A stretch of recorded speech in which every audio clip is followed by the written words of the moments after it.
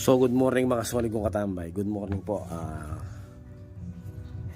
Gagawin natin ngayon mga solid kong katambay isang Showa front shock ng Click version 2, version 3.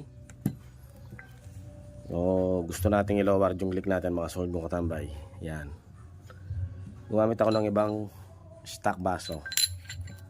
Tsaka gumamit ako ng inner tube ng Mio mga solid kong katambay, inner tube ng Mio. Galing sa Mio 125i mga solid kong katambay. Yan. Ito sila mga solid kong katambay. Yan. Kasama na yung kanyang spring mga solid kong katambay. And then gagawin natin imamadjak lowered pa natin to para mas maganda yung tindigan ng ng ating click mga solid kong katambay. Ito yung gagamitin nating mga locks nya. And then ayan yung mga spring at saka dowels mga solid kong katambay. So ang ginawa ko rito mga solid kong katambay, linagyan ko yung butas nito sa loob. Kasi yung para sa click ay maliit lang, parang wave lang mga solid kong katambay. Dahil gagamit tayo ng ganito pang Mio mga solid kong katambay, mas malaki kasi ito mas maganda ito. Mas maganda yung outbound at saka torelyuan mga solid kong katambay.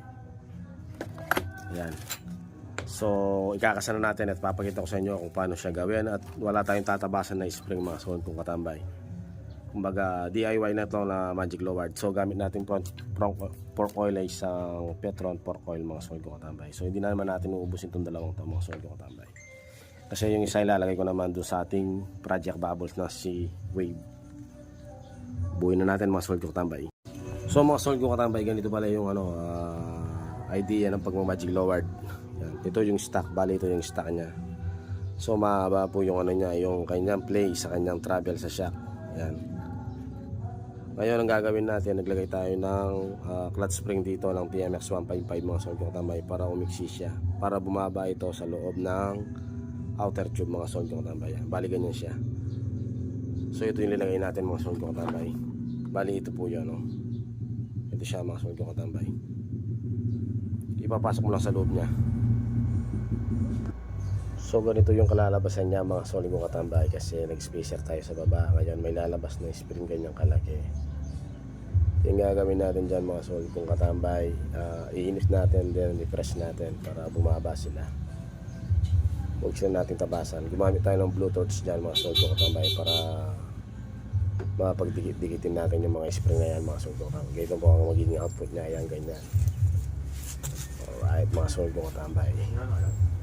So same process lang sa sila at saka sa kanan mga solid kong katambay.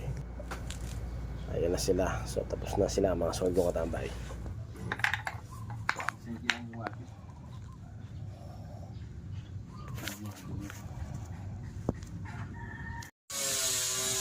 So ito yung click natin mga solid kong katambay Ito yung click natin. Tingnan nyo naman standard pa yung tayo. Yan. Yun, i-try natin ilagay yung yung ginawa nating stock shock na ginamitan natin ng inner tube ng Mio. Ayan. So ganun siya. Ayan Bali bababa siya ng mga 2 inches mga solid kong katambay. Alright. Try na natin isalpak to. Let's go! Let's go! Mga solid kong katambay, bago natin makalas yung shock, kailangan muna natin makalas ng caliper at ang kanyang axle sa gulong mga solid kong katambay. Ayan na siya. So ilang saglit na lang, masasalpak na natin to mga solid kong katambay. So ito yung stock shock natin na galing dito sa ating click na motor mga solid kong katambay. Nakalas na natin. Ayan yung kanyang mags. At ito yung ginawa natin na ginamitan natin ng inner tube ng Mio I. So kita nyo naman yung diferensya mga solid kong katambay. Malayong malayo yung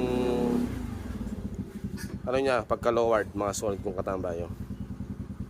Malayong malayo.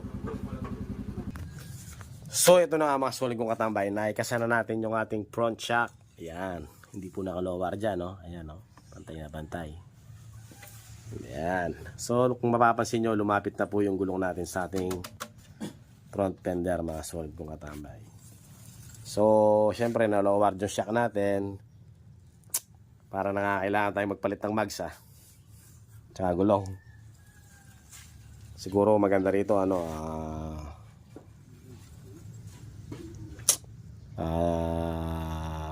Ano kaya magandang mags dito? I-edit muna natin mga solid kong katambay. Yung caliper, ayahan muna natin yan. Basta importante, bumaba muna to. Alright, check natin yung tindigan mga solid kong katambay. So ito yung clearance ng ating click mga solid kong katambay. Oh. Sobrang solid kagabi. Iba aking ngiti. Alright.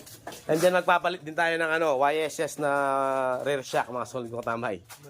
Tatanggalin natin yung yung stock sa likuran. Yan, no? Alright mga solid kong katambay. Let's go, kalagan na natin.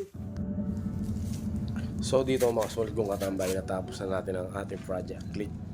Yan, nai-lowered na natin ang ating motor mga solid kong katambay. Ito na siya, oh. Naka-YSS na tayo sa likod, and then naka-stock shock tayo pero naka-magic lowered by inner tube ng Mio ay mga solid kong katambay. So sakto lang yung tindig niya. So hanggang dito na lang mga solid kong katambay. Pag nakapagpalit tayo ng mags, i-update ko kayo muli.